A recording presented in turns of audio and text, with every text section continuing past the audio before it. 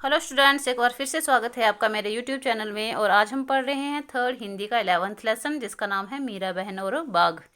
मीरा जो थी ये इंग्लैंड की रहने वाली थी, लेकिन गांधी जी के विचारों से प्रभावित होकर ये भारत में आकर रह गई थी और वहीं पर बस गई थी। तो इनके बारे में ये लेसन है, तो पढ़ते हैं हम। मीरा बहन का जन्म इंग्लैंड में हुआ था। गांधी जी के विचारों का उन पर इतना असर हुआ कि वे अपना घर और अपने माता पिता को छोड़कर भारत आ गई और गांधी जी के साथ काम करने लगी। आज़ादी के 5 साल बाद उन्होंने उत्तर प्रदेश के एक पहाड़ी गांव गेवली में गोपाल आश्रम की स्थापना की। उस आश्रम में मीरा बहन का बहुत सारा समय पालतू पशुओं की देखभाल में बीतता था, लेकिन गेवली गांव के आसपास के जंगलों में बाघ जैसे खतरनाक जानवर भी रहते थे। तो जैसा कि मैंने आपको बताया कि मीरा जो थी वो इंग्लैंड की रहने वाली थी, लेकिन वो गांधी जी के अहिंसावादी विचारों से इतनी प्रभावित हुई थी कि अपना घर बार और माता पिता को छोड़कर भारत में आकर बस गई थी। और भारत में आकर वो जहाँ बसी थी वहाँ एक जंगल हुआ करता था, जंगल के साथ गांव था। उत्तर प्रदेश की जगह है ये। और वहाँ पर उन्होंने क्या किया था कि घर तो था उनके पास, लेकिन पालतू पशुओं को देखभाल करने के लिए भी उन्होंने अपने आसपास जगह बनाई थी। वहाँ पर जितने भी पालतू पशु होते थे ना, वो उनके पास रहते थे, उनकी देखभाल करते थे। लेकिन जंगल होने के कारण वहाँ पर जंगली जानवर भी रहते थे। ये आप देख सकते हो कि गांव का पिक्चर बनाया हुआ है और साथ में पहाड़ियाँ हैं, जंगल हैं। पहाड़ी गांवों में अक्सर बाघ का डर बना रहता है। जंगल कटने के कारण शिकार की तलाश में बाघ कभी कभी गांव तक पहुंच जाता है। गेमली गांव में एक बार यही हुआ। एक बाघ ने गांव में घुसकर एक गाय को मार डाला।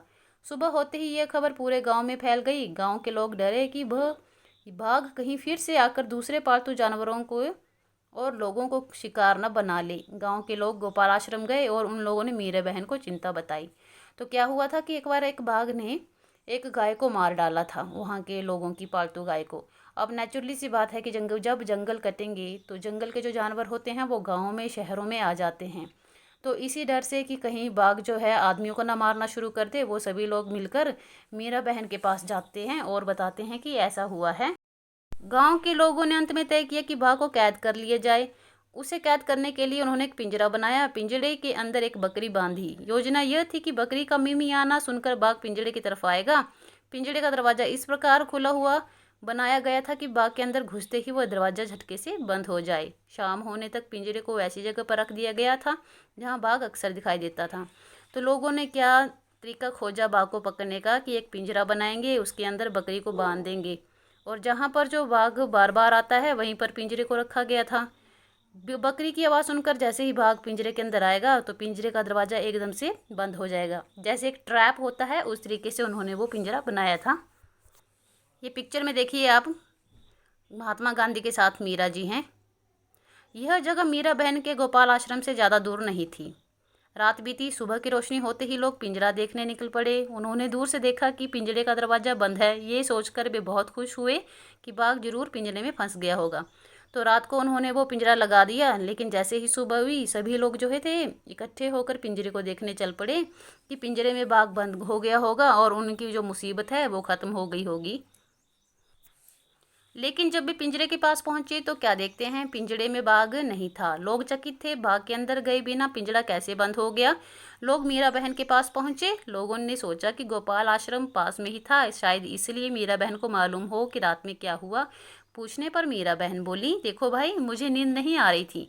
मैं सोचती रही कि आखिर बाघ को धोखा देकर हमें क्यों फंसाएं, इसलिए मैं पिंजरे का दरवाज़ा बंद कर आई। तो बच्चों क्या हुआ था कि रात को मीरा बहन को नींद नहीं आ रही थी कि कैसे बाघ को पकड़ाया जाएगा, कैसे वो बकरी का जो बच्चा उसमें डाला हुआ है वो उसको खाएगा। यही सोचकर मीरा बहन रात को गई थी और उन्होंने पिंजरे का दरवाज़ा बंद कर दिया था, जिससे वो बकरी भी बच गई और बाघ भी बच गया। तो ये थी कहानी कि हमें कैसे जानवरों के प्रति दया दिखानी चाहिए, चाहे वो जंगली हों चाहे पालतू हों। पर बस ध्यान रखना है कि जंगली जानवरों के पास बिल्कुल नहीं जाना चाहिए। वो तभी हमला करते हैं जब हम लोग उन्हें परेशान करते हैं। तो अभी करेंगे हम इसके क्वेश्चन आंसर। तो पहला प्रश्न है कि मीरा बहन की बात सुनकर गांव के लोगों को निराशा हुई होगी। उन्होंने मीरा बहन से क्या कहा होगा, सोचकर गांव के लोगों की बातें लिखो। तो पहला तो यह कि किसी ने कहा होगा आपने ठीक नहीं किया।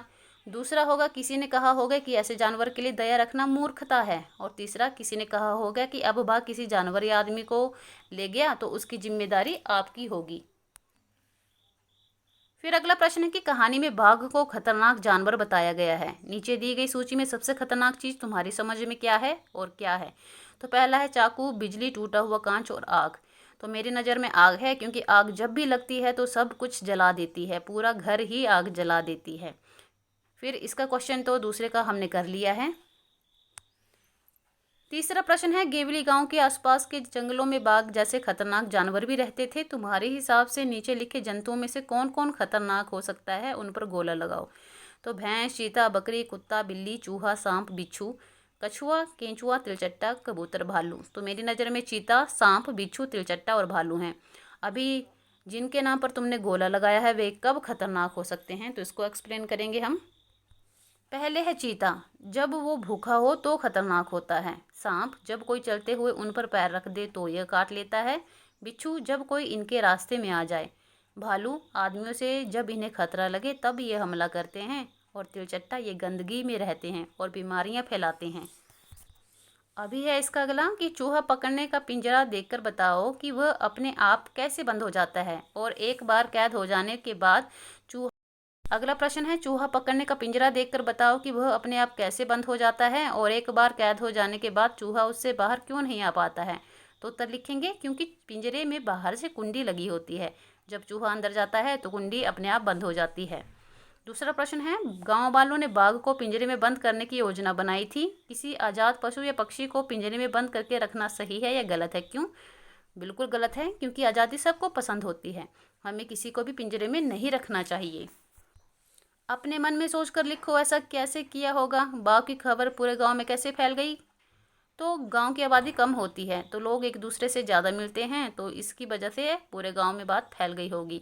लोग मीरा बहन के पास क्यों पहुंचे?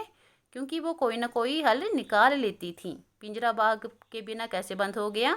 क्योंकि मीरा बहन ने रात को पिंजरा बंद कर दिया था। अगला प्रश्न है कि सोचो, अगर यह कहानी बकरी सुनाती तो क्या क्या बताती? उसकी कहानी मज़ेदार होती ना। बकरी अपनी कहानी में क्या क्या बताती? तो बच्चों, ये प्रश्न जो है इसका उत्तर आप लोग खुद करेंगे, अपने आप इसका हल निकालेंगे। अगला प्रश्न देखो कि ये सभी चित्र किसी एक व्यक्ति से जुड़े हुए हैं, पता करो कौन है। चरखा, घड़ी, 3 बंदर हैं, खड़ोए हैं और छड़ी है, साथ में चश्मा है। तो ये सभी किससे जुड़े हैं? ये महात्मा गांधी जी से जुड़े हैं।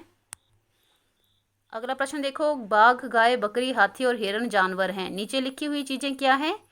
अगरतला, अल्मोड़ा, रायपुर, कोची, बड़ोदरा ये नगर हैं। जलेबी, लड्डू, मैसूर पाक, कलाकंद, पेड़ा मिठाइयाँ हैं। नर्मदा, कावेरी, सतलुज, ब्रह्मपुत्र, यमुना नदियाँ हैं।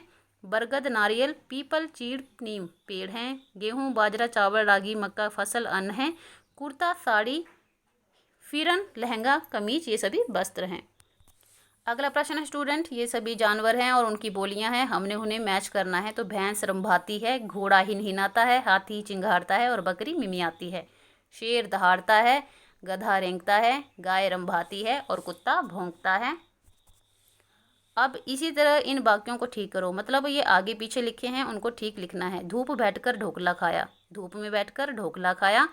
पुतुल काम करने मना कर दिया, पुतुल ने काम करने से मना कर दिया। लता सब मूंगफली खिलाई, लता ने सबको मूंगफली खिलाई। पहाड़ी गांव बाघ डर बना रहता है, पहाड़ी गांव में बाघ का डर बना रहता है। अब वे सभी शब्द फिर से लिखो जिन्हें तुमने जोड़ा है। में, ने, से, ने, को, में, का। तो बच्चों, ये था आपका लेसन 11 मीरा बहन और बाघ। आई होप आपको अच्छा लगा होगा। तो प्लीज़ चैनल को सब्सक्राइब कर लेना है, वीडियोस को लाइक करना और शेयर भी करना है। Thank you, thanks for watching, have a good day, stay safe, stay health.